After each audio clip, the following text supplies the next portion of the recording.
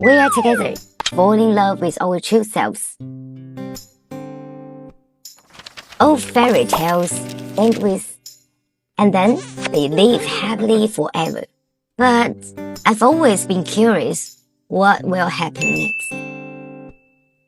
After marriage, Cinderella lived in the palace. Would she still be the innocent girl who wore simple clothes and sang with birds? If Cinderella changed, could the prince possibly fall in love with the other girl who was more like Cinderella? After Snow White was rescued and returned to her prince's homeland, would she suffer from Queen Mother PTSD when meeting the prince's mother? Would she go to complain to the divorced, and would the prince be angry about that? Now, let's return to reality. Where you find the abrupt ending the fairy tales is exactly where our lives end. We initially think we've met our ideal mate, the one who comes riding on a white horse and driving a pumpkin carriage, just like the prince and princess in our dreams. But as getting closer, we realize the one on horseback is actually the white wizard salesman, and the carriage had Gollum who stolen one ring. Why do we always fall in love with the wrong person? Involves understanding and recognizing your own and others' attachment styles, which then allows you to find the path into each other's inner world and establish satisfying intimate relationship with those who are important to you. Other words, we may fall in love vicious circle of tragic love, where the more we love, the more we hurt. I just want more time with him. Why does he always find me annoying? I'm pouring all my passion into loving her. No. Why she was scared far away? Since attachment is so important, it is necessary to understand this concept. Attachment refers to different senses of security we experience, interact with others, and how we achieve a sense of security during stressful events. For adults, attachment styles are generally categorized into 4 types: secure, anxious, fearful, and avoidant. To put it simply, when we interact with various people and face challenges, like leveling up in a game, individuals with different attachment styles exhibit significant difference in feelings and behaviors. People with secure attachment style tend to think, it's alright, no big deal. And when faced with troubles, they remain calm and positive, actively facing problems and seeking help from others. Those who an anxious attachment style feel uncomfortable but trying to overcome it, easily panicking when difficulties arise, wanting to wait for rescue on the spot while feeling abandoned by the whole world. Fearful types might think others are not up to par and just make do, immediately resorting to blaming everyone and everything once problems arise, further convincing themselves that it's all your fault. I knew you couldn't be relied on. Meanwhile, avoidant individuals, even if they subconsciously desire affection and support, make themselves and others believe that I'm loved, don't bother me. Even with a head full of troubles, they firmly believe that they can only rely on themselves, considering asking for help as a sign of defeat. Using words of love as the horizontal axis, and can others be trusted as the vertical axis, draw across to create 4 quadrants. The first quadrant represents secure attachment, where individuals feel worthy of love and believe others are trustworthy. The second quadrant represents anxious attachment, where individuals feel unworthy of love but believe others are trustworthy. The third area represents avoidant attachment, where individuals feel unworthy of love and believe others are not trustworthy.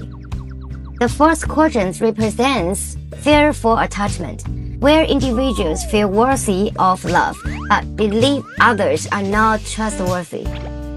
You can tell that individuals with a secure attachment style can love themselves both of others. They are sure happy of staying with partners, but no need to stick together quite often.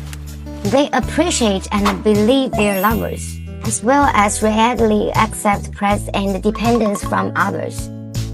So, their frequent remarks might include, "You are amazing," or "It is so good of being with you." And you might hear them say, "Oh, that's wonderful to know I can make you feel at ease." They are often considered the ideal mate for many people and always have a clear understanding of their emotional needs. So the secure attachment ones are less likely to fall in love with the wrong person. Individuals with an avoidant attachment style also have a low probability of falling in love with wrong love because they may not even know who is right or wrong love for them. Although they may appear friendly to everyone and take care of others' feelings and needs, it is just their approach to protect their own mental territory. They rarely make demands on their lover, seldom show vulnerability or pain in front of them, and do not believe that their partner can help them. They might even think, "If I were not so perfect, no one would love me." The error rate in loving is relatively high for those two types left, who are with anxious and fearful attachment styles. They have contradictory attitudes towards themselves and others, which is the point will lead to problems in intimate relationships. "I'm not good enough to deserve a beautiful love," whereas the latter shows intense confrontation, thinking, "You are a jerk. My deep in loving was wasted on you." Driven by strong desires, they are always eager to establish intimate relationship with others. And trouble might start once they identify someone as potentially capable of taking care of and understanding them properly. But sooner or later, they will discover that the person occasionally cannot keep up with their pace, neglect them due to other matters. When they send a message to partners but receive no response for quite a long time, they feel restless, angry, even think that one don't love them enough. When they find their mate interact with other ladies or gentlemen, they may sound alarmed for defining my love in mind, or even consider that whether it be necessary to start counting down the end of this relationship. And they really care about all kinds of the anniversaries and look forward to celebrating them with their mates. Hope to receive expensive anniversary gifts, but they are not going to tell their mate anything. Just watching them quietly to check if you can remember the 999 hours we met. Whether I'm more important to you than a client. If their lovers miss or forget an anniversary, oh my goodness, it feels like the sky collapsed. Those who with anxious or fearful attachment styles may have had to share the burden of their parents' difficulties from a young age. This is unfair to them, but as a children, they had no choice but to comply. Over time, a deep-seated worry and fear about survival gradually form with them. As adults, they unconsciously take on the role of rescuers, willingly doing things for others, even to the point of excessive giving. But at the same time, they also make excessive demands. When their own excessive needs are not met, they become extremely disappointed, feeling betrayed and abandoned. Eventually, they end up the painful relationship and start looking for next possible right person. Unfortunately, the next one may just be a repetition of the last, falling into a cycle of misguided love.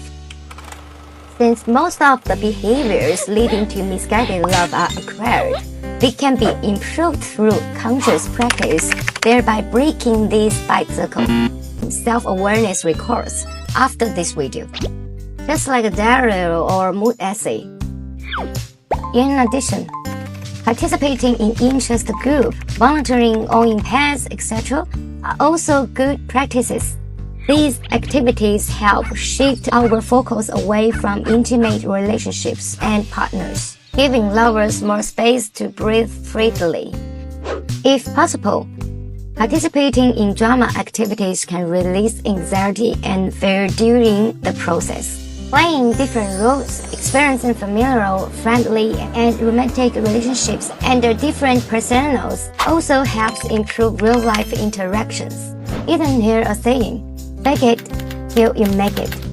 This episode allows us to look into our real inner world more clearly and take better actions to love ourselves and others, providing insights into reconciling with oneself and the world. Everyone can press the stop button on their cycle of misguided love. The belief that our efforts will eventually lead us to a place where we can smile contently and feel all is worthwhile. We'll also cover why finding Mrs. or Mr. Right can be so tough. Thanks for watching.